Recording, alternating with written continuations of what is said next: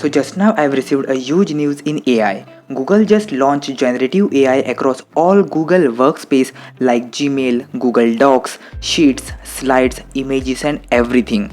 Let's see how it works on Gmail and what is this all about. So without wasting any further ado, let's get into the video. So here I am in Gmail application. So Google has rolled out this feature for some of the users for testing purpose. So let's type a random email to see what a generative AI can do to my email and how it can save my time.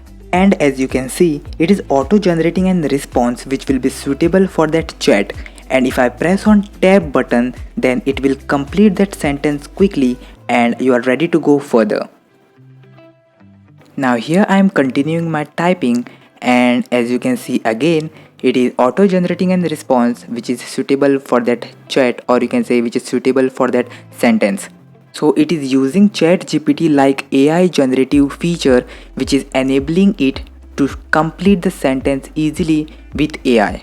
So it will automatically generate you draft of text for emails and docs, and this announcement comes just day before Microsoft is expected to announce their similar feature. So how can you avail this feature? Let's see. Go to settings on top right corner in your Gmail.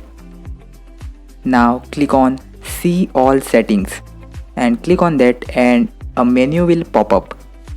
Now just scroll down a bit and here you'll find Smart Compose. Make sure it is turned on, that is writing suggestions on, and you can see it is personalized and it is turned on.